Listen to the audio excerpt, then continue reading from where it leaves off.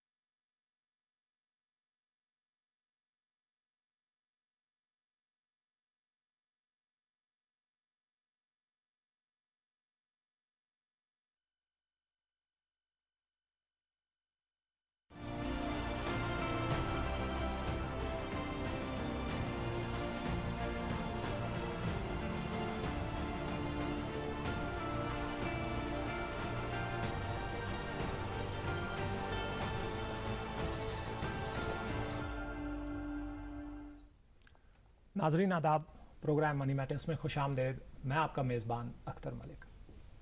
नाजरीन, money matters DD Kashir की एक काविश है, एक मेहनत है हमारी इस टीम की, हमारे मेहमानान की, कि हम नाजरीन तक इन्वेस्टमेंट के हवाले से, फिनेंशियल डिसीजंस के हवाले से और फिनेंशियल लिटरेसी के हवाले से ऐसी अहम मालूमात घर घर पहुँचाएँ ताकि आइंदा जब भी वो कोई फिनेंशियल डिसीजन लें, खा वो छोटा हो या बड़ा, तो वो मुस्बत हो, वो फ़ायदेमंद हो, वो इन्फॉर्म्ड हो और वो फ़ैसला लेते वक्त उनकी जो फिनेंशियल कॉन्सिक्वेंसेस हैं वो सब लोगों को पता हो।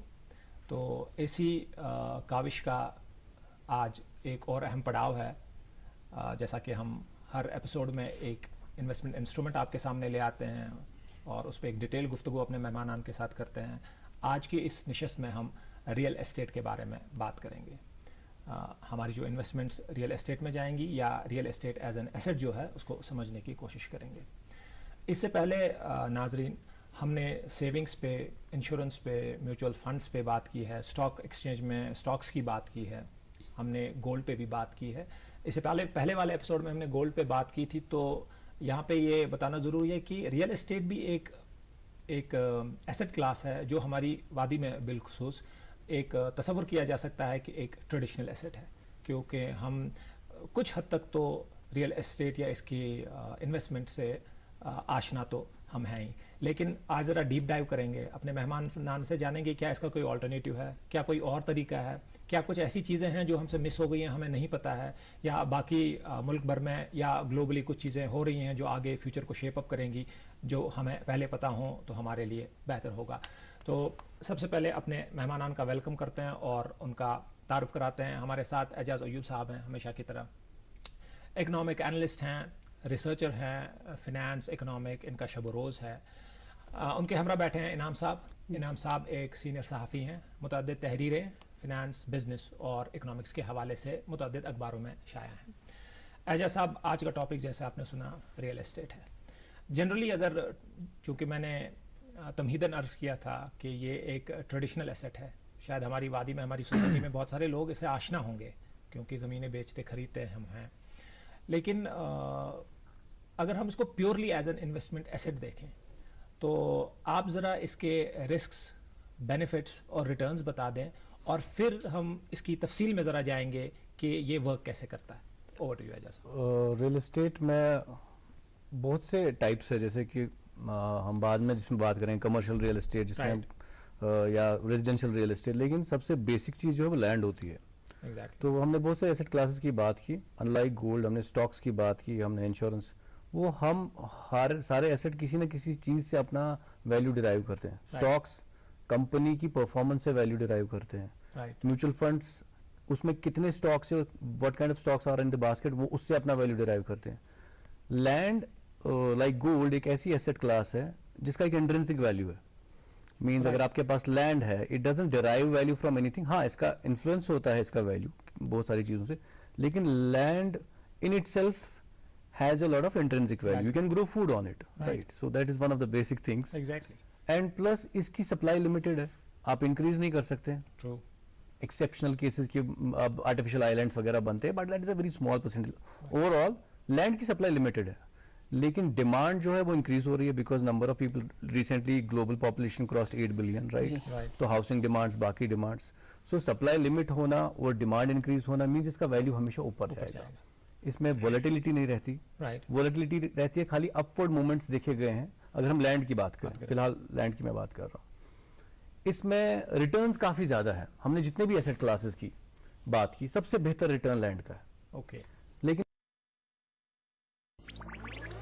डिजिटल बैंकिंग का है जमाना, टाइम है बचाना। डिजिटल बैंकिंग है आसान, करो चाहे कोई भुगतान, किसी वक्त भी कहीं भी, सेफ है, फास्ट है, हर पेमेंट उंगलियों पर सेट है। लेन देन के हैं ऑप्शंस कई, IMPS, NEFT, UPI भी। 24 घंटे करते ये काम, पेमेंट आसान और रहे आराम। RBI कहता है जानकार बनिए, चौकन्ने रहिए। परचेज, जैसे आप स्टॉक्स, 30 रुपए का भी कोई स्टॉक होता है, 15 रुपए का भी स्टॉक होता है, वैसे 50-100 रुपए भी इन्वेस्ट कर सकते हैं, या म्यूचुअल फंड्स या गोल्ड भी अब आप बहुत छोटे असॉर्टमेंट्स में ले सकते हैं। exactly. लेकिन लैंड में आपको लाखों में चाहिए होता है पैसा, राइट? करेक्ट। दूसरी चीज, ये लिक्विड नहीं है। अगर आपके पास एसेट है, आपको ये पैसों की जरूरत पड़ी, आप अचानक से मार्केट में बेच नहीं सकते। You will have to search for a customer. मुश्किल होता है, डिपेंड करता है कि आपका साइज कितना है इसका, कि आपको 3 महीने भी लग सकते हैं, 2 महीने भी, किसी किसी को 6 महीने भी लगते हैं। तो ये लिक्विड नहीं है, ये ड्रॉबैक है, राइट? लेकिन स्टेबल है, इंट्रिंसिक वैल्यू है और इसका रिटर्न्स बहुत अच्छा है। तो ट्रेडिशनली यहाँ पे अगर हम यहाँ जम्मू कश्मीर की बात करें, यहाँ के जितने भी इन्वेस्टमेंट का एपेटाइट जो है वो 3 चीजों में बटा हुआ है। पहले तो saving, fixed deposits and cash certificates. उसके बाद जिसके पास थोड़ा बहुत ज्यादा होता है वो गोल्ड में चला जाता है, और उसके बाद थोड़ा और ज्यादा होता है वो लैंड में चला जाता है। तो ये 3 एसेट क्लासेस डोमिनेट करते हैं हमारे जो इन्वेस्टमेंट पैटर्न्स है over a period of time. लेकिन अब चूंकि हम लैंड सिर्फ नहीं है, अब रियल एस्टेट के बहुत से अलग जो टाइप्स निकल के आए, जैसे कमर्शियल रियल एस्टेट है, जहां पे आप किसी ऐसी कमर्शियल प्रॉपर्टी में इन्वेस्ट करते हैं, जैसे होटल है, मॉल है, शॉपिंग मॉल है, उसमें दुकानें होती है, उसमें इन्वेस्ट करते हैं। या not just shopping mall organise इतनी ज्यादा, नॉर्मल सी मार्केट में आप कोई दुकान ले ले, उसको एज एसेट ले लें, उस पर किराएदार चढ़ा दें, या कोई ऐसा कर ले जहां पे आप ऑफिस स्पेस रेंट आउट कर दें, वो कमर्शियल रियल एस्टेट। दूसरा रेजिडेंशियल प्रॉपर्टी होती है, मकान है आपके पास, आप दूसरा एक घर लेते हैं, एक फ्लैट लेते हैं, जैसे जम्मू में लिया आपने या दिल्ली में ले लिया, उसमें आपने किराएदार चढ़ा के, एक तो आपको फ्लैट में कैपिटल गेन्स होते हैं, मींस जितने में खरीदा आपने 100 रुपए में खरीदा, आप 120 में 10 साल के बाद बेच रहे हैं, तो 20 रुपए का रिटर्न्स हो गया, दैट इज कैपिटल गेन। दूसरा returns in the form of rentals जो आते हैं, तो इसमें 2 वैल्यूज होते हैं। तो ये सारे पहलू है इसके रियल एस्टेट के, और मेरे ख्याल में एक बहुत ही ज्यादा पॉपुलेशन इस रीजन की जो है रियल एस्टेट पे बहुत भरोसा करती है, और लेकिन लैंड में ज्यादा करती है। अब वो कमर्शियल रियल एस्टेट और रेजिडेंशियल अपार्टमेंट्स की तरफ जाने लगे हैं। करेक्ट। एजाज साहब, आई थिंक एक इंपॉर्टेंट पॉइंट जिसकी तरफ आपने हिंट किया, मैं इनाम साहब के पास जाने से पहले जरा नाजरीन के साथ एक बात कर दूं कि ये रियल एस्टेट का जो वैल्यू एप्रिसिएशन यूजुअली होता है, जब इन्होंने कहा बिकॉज डिमांड जो है एवर इंक्रीजिंग है और सप्लाई जो है वो लैंड उतनी ही है, और ये यूजुअली अर्बनाइजेशन एक प्रोसेस है, उसकी वजह से हो रहा है। जैसे आपके श्रीनगर में जो है लोग तरफात से, मज़ाफ़ात से आते हैं रहने के लिए, तो एक डिमांड बढ़ जाती है ज़मीन की। इसी की तरह जो हमारे टाउनशिप्स हैं, या आप उन्हें डिस्ट्रिक्ट हेडक्वार्टर्स कह लें, उनमें भी उनके मज़ाफ़ात से जो लोग हैं दूर दराज इलाकों से कोशिश करते हैं एमिनिटीज़ के लिए वो वहाँ आएँ, और जिसकी वजह से there are too many buyers, और लैंड जो है बड़ी स्केर्स होती है वहाँ पे, उसकी वजह से उसकी वैल्यू। और ये जो अर्बनाइजेशन एक प्रोसेस है, ये कोई हम इसमें मुनफरिद नहीं है कश्मीर। तो ये दुनिया भर में हुआ है और उसी पैटर्न पे मोर और लेस ये अर्बनाइजेशन होती है। तो ये प्रोजेक्ट करना कि ये ऐसा होगा, ये it's no longer a rocket science. आपको पता होना चाहिए कि अगर एक कहीं पे एक सेटअप, कोई इंडस्ट्रियल या कोई चीज बन रही है, तो विच मीन्स कि जैसा कहीं और पे भी हुआ है 10 साल पहले, 20 साल पहले, यहां पे भी वैसे ही होने वाला है। और आगे जाके जमीन या स्ट्रक्चर्स जो वहां पे है, इंफ्रास्ट्रक्चर, उसकी वैल्यूएशन क्या होने वाली है, कैसे आगे बढ़ने वाला है, और यही चीजें कर करके ये जो डेवलपर्स हमारे हैं या जो वो फोकास्ट रिसर्चर्स हैं, वो इस जमीन की वैल्यू जो है वो फोकास्ट करते हैं। इनाम साहब, एक इंपॉर्टेंट पॉइंट इसमें है, अभी तक तो हमने जाना कि रियल एस्टेट जो है एक खासी अच्छी इन्वेस्टमेंट ऑप्शन है, एसेट है जी, रिस्क बहुत कम है, लिक्विडिटी थोड़ा इशू है कि हाईली लिक्विड नहीं है, लेकिन over the longer period of time very high returns हैं जी, बिल्कुल। तो उस हिसाब से तो अच्छा लग रहा है, और हमारे लोग जो है बड़ा इससे वाकिफ हैं, उसमें उनका रुझान भी है और वो एक सिक्योरिटी भी महसूस करते हैं कि जमीन लेने पे। लेकिन आई एम श्योर इसका कोई डाउन साइड भी होगा ऐसा, it's not going to be, it's too good to be true कि इतना गुड़ी गुड़ी हो। इसका डाउन साइड एक तो उन्होंने बता दिया लार्ज टिकट साइज है, बट मैं रेगुलेशंस की तरफ आता हूं। आप जरा हमें बता दें from regulatory point of view, क्या इतना आसान या इतना इजी है रियल एस्टेट में, और क्या ये इतना अच्छा दिखने वाला है ये रियल एस्टेट वाकई में एज एन एसेट ऑप्शन? देखिए, दो तरीके हैं। ट्रेडिशनली क्या हुआ है कि रियल एस्टेट हमारे लिए बहुत ही एक इम्पॉर्टेंट सेक्टर है रहा है, क्योंकि ऐसा फाइनेंशियल एक्सपोजर यहाँ पे लोगों को नहीं था, इतनी अपॉर्चुनिटीज भी नहीं थी कि वो दूसरे, मतलब ये आप अभी अर्बनाइजेशन की बात कर रहे थे, तो प्रोबेबली हमारी कंट्री या जम्मू एंड कश्मीर एक ऐसी प्लेस है जो लीस्ट अर्बनाइज्ड है। तो जब ऐसी सूरत हाल हो, आपकी लोगों का सबसे ज्यादा जो सबसे बड़ा पेशा यहाँ पे है वो जमींदारी है, वो ज़राअत के साथ वाबस्तगी है, तो जमीन का बहुत ही ज्यादा एक वो उस हिसाब से वैल्यू रहा है। दूसरी ये बात रही है कि ज़मीन का जो अर्बनाइजेशन आहिस्ता आहिस्ता से हुई, तो डिफरेंट सिटीज़ और टाउन्स में इसका एक अपना मुकाम रहा है हाउसिंग का, हाउसिंग और हमारा क्या है कि सबसे पहले हर कोई इंसान है कि जो अपने सर के ऊपर एक छत, रूफ ओवर आवर हेड्स जो हम सब बोलते हैं कि वो एक नेसेसिटी है, और जो मतलब कि पहली इन्वेस्टमेंट इंसान की होती है। कोई ये बंदा है, उसके 2 बच्चे हैं, तो आगे से दूसरे बच्चे के लिए एक, अगर उसके पास एक मकान ऑलरेडी है तो दूसरा मकान वो ढूंढता है।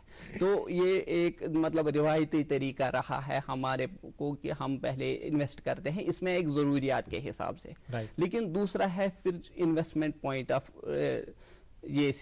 ऑफ व्यू से कि हमारे पास एक्स्ट्रा पैसा है, तो हमने थोड़ी कमाई और की, उसको हम एक सेफ इन्वेस्ट करें, एक इस तरीके से महफूज रखें कि हम आइंदा इसकी जरूरियात, अपनी जरूरियात को इसके लिए इस्तेमाल करें।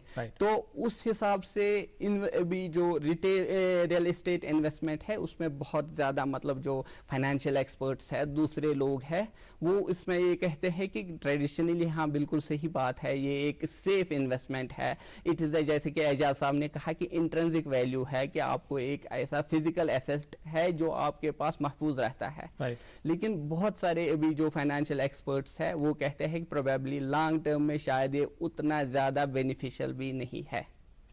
हाँ, ऐसे भी कुछ एक्सपर्ट्स है, वो इवन इस बात को भी अभी डिस्कस कर रहे हैं कि क्या एक हाउस रेंट करना ज्यादा फायदेमंद है कि एक मकान खरीदना। तो आगे वो उसकी भी एनालिसिस करते हैं कि कौन सी चीज में हमें ज्यादा रिटर्न मिला होता अगर हमने ये पैसा इन्वेस्ट रियल एस्टेट में इन्वेस्ट न किया होता, कहीं और इन्वेस्ट किया होता तो शायद स्टॉक्स में या कहीं और पे हमें ज्यादा फायदा मिल जाता। तो वो भी क्वेश्चंस अभी रेज होते हैं। आई थिंक ये एक बड़ी इंपॉर्टेंट बात है, और इससे एक और चीज़ नज़र में आती है। हम अपने अगर शहर श्रीनगर की तरफ नज़र दौड़ाएं तो शहरी श्रीनगर जो है अब अपनी वसतों में ऑलमोस्ट अर्बनाइजेशन के हिसाब से जो है पूरा लिमिट्स तक फैल गया है। There is hardly any place हमारे शहर श्रीनगर में जहाँ पे अब आप ज़मीन खरीद सकते हैं। तो और दूसरी चीज़ ये है कि जिस चीज़ के लिए दूसरे डिस्ट्रिक्ट से लोग माइग्रेट कर रहे थे पिछले 10, 20, 30 सालों से for education, for health care, हमने ये भी देखा है कि वो बड़े सेंट्रिक रहे हैं कि हमारी यूनिवर्सिटी वहीं है, हमारे कॉलेजेस जो हैं वो वहीं के वहीं हैं, वो अभी भी शहर के वस्त में है, वो बीच में है अभी शहर के, और शहर जो है अब बहुत दूर तक बढ़ गया है। तो आप इसकी मैं ज़रा एक सादा सा मिसाल देके आपको समझाऊं कि इससे पहले अगर बारामुल्ला, सोपोर या इधर में अनंतनाग या पुलवामा या इनसे इन डिस्ट्रिक्ट्स की बात करो, वहाँ से अगर किसी शख्स ने आना था अपने बच्चे की पढ़ाई के लिए, तो वो इजीली राजबाग, बटमालू, बिमना या इधर अपना रहनावारी, इन इलाकों में रह के वो इन सारे जो स्कूल हॉस्टल वगैरह है इनकी एक्सेस होती थी। अब अगर बारामूला के शख्स को ज़मीन लेनी है तो वो नारबल साइड में मिलेगी, तो which is not that far from Baramulla. अगर तो उनके लिए ये डिसीजन जो इनाम साहब ने अभी कहा कि उनके लिए अब ये डिसीजन बनता है कि क्या हम रेंट आउट करें शहर में कहीं पे, अगर हमें उस चीज़ के लिए ज़रूरत है। देखें, इसके लिए बड़ी ज़रूरी एक बात है, नाज़रीन याद रखें, अगर आप घर खरीद रहे हैं तो घर एक इन्वेस्टमेंट नहीं है। हाँ, अगर आप एक जायद मकान खरीद रहे हैं वो इन्वेस्टमेंट है, और उसी के बारे में बात हो रही है, ये बात घर के बारे में नहीं हो रही है। तो एजाज साहब आपकी तरफ में आऊंगा, ये बड़ा इंपॉर्टेंट पॉइंट है। पहलू जो आपने छेड़े में उसे थोड़ा बहुत जी please, to put things into perspective, कि अभी श्रीनगर की पॉपुलेशन लगभग 19 लाख के करीब है, 18-19 लाख है। जम्मू की पॉपुलेशन राउंड अबाउट 10 लाख के करीब। तो 2030 में प्रोजेक्टेड पॉपुलेशन जो श्रीनगर की है, सिर्फ श्रीनगर की 30 लाख है। Okay. Means the demand for housing, demand for office spaces is going to grow exponentially. That's one. दूसरी चीज जो आपने लीगैलिटीज की बात की थी, वेरी इंपॉर्टेंट, कि हमारा जो ये एसेट क्लास है श्रीनगर या जितना भी जम्मू कश्मीर का एरिया है, इसमें बहुत सी मैनिपुलेशंस है। Okay. ये एसेट क्लास है, इसमें बहुत पैसा जाता है आपका, और उस पैसे को आप सही तरीके से लगाएं, इट्स वेरी इंपॉर्टेंट। Okay. उसमें क्या चाहता है कि फॉर एग्जाम्पल आपको, चलिए आपने लोकेशन देख ली, सब देख लिया, आपको पैसा भी हिसाब आया, लेकिन जब तक कि ये एसेट जो आप खरीद रहे हैं, ये लैंड या बिल्डिंग जो खरीद रहे हैं, इसकी लीगल ये नहीं है, लीगली वैलिडेट नहीं है, सरकार की नजर में ये लीगल प्रॉपर्टी नहीं है। बिकॉज यहाँ पे बहुत सी प्रॉपर्टीज है, यहाँ पे कस्टोडियन प्रॉपर्टी है कश्मीर में, जम्मू कश्मीर में यहाँ पे प्रॉपर्टीज होती है जो कि काश्तराई होती है, गवर्नमेंट लैंड होती है, फॉरेस्ट लैंड होती है। तो बहुत सारे लोग they have been duped because illegal चीजें बेची गई उनको, हार्ड अर्न्ड मनी चला गया इसमें। और ये चीज इंपॉर्टेंट है कि मैं जो भी इन्वेस्ट करना चाहते हैं, सबसे पहली चीज आप देखें कि इसका लीगल टाइटल क्लियर है कि नहीं। Right, that is the first important thing. उसके बाद इसीलिए बहुत सारे लोग मैंने देखा कि दे आर सो स्कैर्ड कि बहुत सारा पैसा जा रहा है, कहीं हमको कोई धोखा न दे, then they go into formal channels of real estate investment. ये है यहाँ पे इनफॉर्मल है, अनरेगुलेटेड है। लेकिन सरकार ने, गवर्नमेंट ऑफ इंडिया ने 2016 में एक बहुत अच्छी रेगुलेशन लाई, रियल एस्टेट रेगुलेटरी रेरा की बात करें, बहुत सारे स्टेट्स में हुआ, यहाँ पे भी इंप्लीमेंट हुआ। लेकिन वो ज्यादातर किस चीज को गवर्न करता है? जो बिल्डअप अपार्टमेंट्स होते हैं, जो हाउसिंग सोसाइटीज बनती है, कमर्शियल रियल एस्टेट में मॉल्स बनते हैं, यहाँ चूंकि वैसी इन्वेस्टमेंट्स नहीं होती है, वैसी चीजें नहीं बनती है, तो रेरा तो है, लेकिन यहाँ पे इन्वेस्टमेंट रियल एस्टेट में ज्यादा लैंड में होती है। exactly. तो वो चीज अनरेगुलेटेड है, और वहां पे ज्यादा रिस्क है, वहां पे ज्यादा मैनिपुलेशन है। करेंगे बात हम जो बाहर की चीजें हैं, जहां पे आप डायरेक्टली एक रेजिडेंशियल, जैसे कि इनाम साहब ने बिल्कुल सही कहा, जिस आपने भी कहा कि एक जो मकान है अपने लिए रहने के लिए, we are talking about that, we are talking about additional unit जो आप एज इन्वेस्टमेंट लेते हैं। बाहर जब आप जाते हैं तो बहुत सारी क्या हुआ था कि बिल्डर्स ने लोगों से पैसा उठाया, पैसा डाइवर्ट किया, अनफिनिश्ड प्रोडक्ट्स, प्रोजेक्ट कंप्लीट ही नहीं हुआ। बहुत सारे कश्मीर के लोग भी उसमें उसकी जद में आए, जम्मू के लोग भी जद में आए कि लोगों से पैसा उठा के फ्लैट, जी नोएडा में फ्लैट बना रहे हैं, अब चंडीगढ़ में फ्लैट बना रहे हैं, लेकिन डिलीवरी नहीं हुआ। उसकी ये कंप्लेंट जो थी अक्रॉस इंडिया थी, उसी की जो है पर्सपेक्टिव में गवर्नमेंट ऑफ इंडिया ने एक्ट निकाला कि जो भी बिल्डर पैसा उठाएगा, वो जिस प्रोजेक्ट के लिए पैसा उठाया है उसके लिए अलग अकाउंट खोलेगा, एस्क्रो अकाउंट बैंक्स में खोलेंगे, और वो पैसा सिर्फ उसी प्रोजेक्ट में, अदरवाइज वो डाइवर्ट करते थे। एक प्रोजेक्ट से पैसा उठा के 3 और प्रोजेक्ट्स में इन्वेस्ट करते थे। रिजल्ट होता था कि उनको डेट काफी चढ़ जाता था और प्रोजेक्ट कभी कंप्लीट नहीं होते थे। तो जब भी कोई इन्वेस्ट आप करें, आप बाहर के प्रोजेक्ट में इन्वेस्ट करें, फ्लैट्स में हो या कमर्शियल, पहले देखिए वो रेरा रजिस्टर्ड है कि नहीं, क्योंकि रेरा रजिस्टर्ड में कंज्यूमर के इंटरेस्ट को प्रोटेक्ट किया जाता है। अगर उसने 3 साल में बोला है बिल्डिंग देंगे, उसको एक बफर पीरियड 3 या 6 महीने मिलता है। अगर उससे ज्यादा उसको टाइम लगा डिलीवरी में, उसको पेनल्टी लगती है, उसको इंटरेस्ट देना पड़ता है। इसी तरह से अगर फंड्स डाइवर्ट किया, बहुत सी फैसिलिटीज है कंज्यूमर का प्रोटेक्शन के लिए। अब इसके अलावा भी चीजें हैं, जैसे कि हमने कहा, या तो आप सीधा कोई मकान ले ले, पहले आपको सोसाइटी देखनी है, उसका किराया इधर ढूंढना है, इट्स अ हैसल। एग्जैक्टली। लेकिन मॉडर्न वर्ल्ड है, मॉडर्न वर्ल्ड में बहुत सी अच्छी चीजें होगी कि इन चीजों को भी मोनेटाइज, एक फाइनेंशियल इंजीनियरिंग करके एक अलग एसेट क्लास बनाया गया, जिनको हम रिसेंटली 2018 में लॉन्च हुआ इंडिया में, रियल एस्टेट इन्वेस्टमेंट ट्रस्ट। 2006 में वो 2016 666 सॉरी 6 और 7 में एक्ट आया और उसके बाद No, Real Estate Investment Trust came to India in existence in 2018. Okay. Anyways, we'll check the dates. कोई बात Let's नहीं, agree to disagree. But the important part is कि real estate It's like mutual fund. okay. Ajay साहब, I want कि यहाँ ये hold कर लें because then we'll go into REITs Okay. completely. लेकिन यहाँ एक important point इनाम साहब आपकी तरफ ले जाऊंगा. हम बात कर रहे थे कि आए दिन हम ये खबरें अपने रिश्तेदारों में सुनते, घरों पे सुनते हैं कि फलानी जगह ज़मीन ले ली थी ही नहीं, ज़मीन ही नहीं थी, या किसी और तरीके से धोखा दिया गया. तो एजाज साहब ने जहाँ हिंट किया कि हम ये भी देखें कि RERA रजिस्टर्ड है, लेकिन फिर उन्होंने ये साथ भी कहा कि जब हम सिर्फ ज़मीन की बात करते हैं तो शायद वहाँ उतनी उसकी एप्लीकेशन रेरा की नहीं लगती है.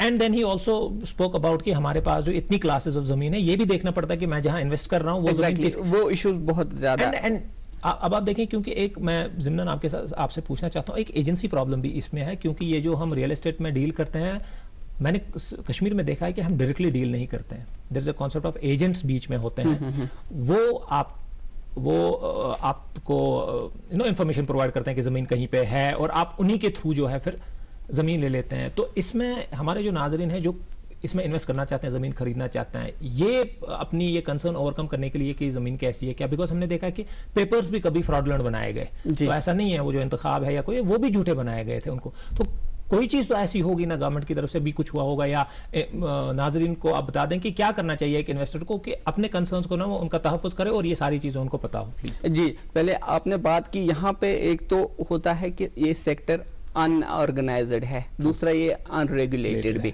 कोई रेगुलेशन नहीं है और सेक्टर बिल्कुल अनऑर्गेनाइज्ड है. तो हमारे अब देखिए, आपने एजेंट्स की बात की, बाहर भी एजेंट्स ही इंपॉर्टेंट रोल करते हैं कि लोगों को यहाँ टाइम नहीं होता कि वो डायरेक्टली जाएं किसी बंदे को उसकी जमीन. लेकिन यहाँ पर क्या है कि क्योंकि जो ये एजेंट्स हैं उनको भी कोई रेगुलेशन या ऐसी फॉर्मुलेशन नहीं है कि जिनके तहत ये आ जाए या जहाँ पे इनकी अकाउंटेबिलिटी होती है. इसलिए वो ये हर किसी बंदे को ये चाहे कि जब वो कोई जमीन खरीदना चाहता है तो वो देखेगा इसका टाइटल क्या सही है, ये कौन सी जमीन है, क्या ये रेजिडेंशियल पर्पस के लिए इस्तेमाल की जा सकती है. क्योंकि अभी क्या होता है, आज के दौर में गवर्नमेंट बहुत सख्त हो रही है इसके लैंड यूज के रेगुलेशंस, एक्ट्स वगैरह के बारे में. तो कल को फॉर एग्जांपल मैं एक जमीन खरीदता हूं किसी एरिया में, तो ये सोच के कि कल को यहाँ पे एक रेजिडेंशियल कॉलोनी बनेगी तो मेरा जो मैं यहाँ पे मेरा एसेट वैल्यू गेन करेगा. लेकिन ऐसा हो जाएगा कि गवर्नमेंट बोलेगा नहीं ये जी ये एग्रीकल्चर लैंड थी और हम इस लैंड को कमर्शियल पर्पज इस्तेमाल करने नहीं देंगे. फिर तो वो प्रॉब्लम है. लेकिन उस सबसे ज्यादा प्रॉब्लम जो है कि इस लैंड का टाइटल, इज इट मतलब प्रॉपर्टीशिप, किसी की ओनरशिप है, कोई आबादी दह है, कोई और चीज है. मेरे ख्याल से एक चीज इसमें बहुत अच्छी ही कि गवर्नमेंट ने डिजिटलाइजेशन ऑफ लैंड का, अभी वो पूरे नहीं हुए हैं लेकिन प्रोसेस अभी जारी है, उसका ऑलमोस्ट वो कंप्लीट हो जाएगा जल्द ही. वो एक अच्छा ये है कि हर कोई इंसान जाके एक लैंड अगर कोई ओनरशिप क्लेम करता है तो ही कैन चेक कि वेदर ये लैंड इसी बंदे की जमीन है कि नहीं है. वो इसमें इंपॉर्टेंट पॉइंट है. सेकंड इज कि ड्यू डिलिजेंस इसमें करनी ही करनी है कि अगर मैं कोई जमीन खरीदता हूं कि मैं हर तरीके से इसको पहले जांच लूंगी कि ये वर्थ है, ये इतना टोकन साइज जो मैं पैसा दे रहा हूं ये इसके वर्थ है, या मैं सोच रहा हूं इन्वेस्टमेंट के पर्पज से कि क्या कल इसका ऐसा चांस है कि इसका वैल्यू का या कहीं वो इम्पेडिमेंट्स तो नहीं जो आपने बता दिया कि कल को वहां कंस्ट्रक्शन अलाउड नहीं करने. डल के इर्द गिर्द बहुत सारा एरिया नोटिफाइड है. एग्जैक्टली. लोग बेचते हैं वहां पे but they won't be allowed to construct. Exactly. There are two things which I want to highlight here. एक तो रिस्क्स की जो हम अभी एप्रीहेंशंस की बात करें क्योंकि बड़ा पैसा जा रहा है इसमें, तो इसमें, लेकिन दूसरी होती है अपॉर्चुनिटीज. अब बहुत सारे लोग मैंने देखे, बिकॉज एसिमेट्रिक इंफॉर्मेशन सोसाइटी में होती है, people who are very close to the bureaucratic lobbies, जहां पे they already have an idea कि मास्टर प्लान क्या कर रहा है, सड़कें कहां से बन रही है, ट्रेन कहां से आएगी, तो वो वहां पे as a result once these government infrastructure जहां पे आता है, वो सड़क हो, वो कॉलेज हो, वो हॉस्पिटल हो, वहां पे वैल्यू बढ़ जाता है. तो keep your eyes open, eyes and ears open, try to assimilate as much as information before. क्योंकि देखिए लैंड की वैल्यू हमेशा, जैसे कि मैंने कहा, पब्लिक इंफ्रास्ट्रक्चर जितना इन्वेस्ट होगा उतना उस चीज का वैल्यू बढ़ता है। तो try to keep a note कि मास्टर प्लान क्या बोल रहा है, कहां से क्या चीज बन रही है और क्या होने वाला है। लेकिन एजाज साहब, हम इस डिस्कशन से पहले REITs की बात करते हैं, तो प्लीज आप REITs के बारे में जो है हमारे जैसे फॉर एग्जांपल हमने अभी एक बात की कि एक टिकट साइज बहुत बड़ा हर्डल होता है कि एक बंदा नहीं जा पाता। मेरे पास 50 लाख नहीं है कि मैं दिल्ली में फ्लैट खरीद सकूं या बॉम्बे में ले सकूं, मेरे पास 1 करोड़ रुपए नहीं है, लेकिन मैं चाहता हूं कि मुझे बेनिफिट मिले। जो बॉम्बे का अपकमिंग मार्केट है या दिल्ली NCR का अपकमिंग मार्केट है, मेरे पास मे बी 1 लाख रुपए या 50,000 रुपए है, मैं उतना ही इन्वेस्ट करता, लेकिन मैं इसका फायदा उठा सकता।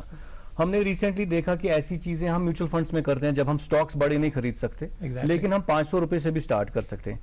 इसी तरीके की जो फाइनेंशियलाइजेशन जो की गई इस चीज की, रियल एस्टेट की, it is known as real estate investment trust. एक ट्रस्ट बनाया जाता है, ये ट्रस्ट पैसे करता है इकट्ठा लोगों से। जैसे 50,000 आपसे लिए, 50,000 सब लोगों से पैसा इकट्ठा किया, उसके बाद ये पैसा इकट्ठा करके ये real estate, commercial real estate, not residential, commercial real estate में ये इन्वेस्ट करता है, जिसमें 80% इनको करना है इनकम यील्डिंग, जो कि मतलब जहां से फॉर एग्जांपल कोई शॉपिंग मॉल में इन्वेस्ट किया, वहां पे रेंटल इनकम आती है, या होटल में किया जहां पे टूरिज्म इनकम या कोई भी इनकम आती है। 20% they can go in under construction project, 80% करना है इनको जो कि यील्डिंग है, जो कि रेडी टू चेक इन है। Exactly, that's one important thing. तो इससे क्या होता है कि मेरे पास 85,000 है और मेरा पैसा इस ट्रस्ट के पास गया, ये ट्रस्ट इन्वेस्ट करता है दिल्ली NCR के एक प्रोजेक्ट में, इसका कुछ पोर्शन बॉम्बे में या मे भी चंडीगढ़ में, कहीं मल्टीपल लोकेशंस में। करेक्ट। तो एक तो मुझे इनकी रेंटल 6-6 महीने के बाद रेंटल इनकम मिलती है, जो कि नॉर्मली लगभग 3-4% के अराउंड होती है। और इसके अलावा जो कैपिटल गेन्स है, मींस मुझे जितने भी यूनिट मिले, जैसे नेट एसेट वैल्यू की बात हमने की थी म्यूचुअल फंड्स में, इसमें भी नैव मिलता है, नैव के प्राइस के हिसाब से यूनिट्स मिलते हैं। तो ये यूनिट का कुछ वैल्यू है। जो प्रोजेक्ट्स में इन ऑक्यूपेंसी बढ़ती है, मींस मैंने कोई होटल मॉल लिया, मॉल में 200 दुकानें हैं, 200 में से 80 दुकानें अभी ऑक्यूपाइड है, मींस 40% ऑक्यूपी।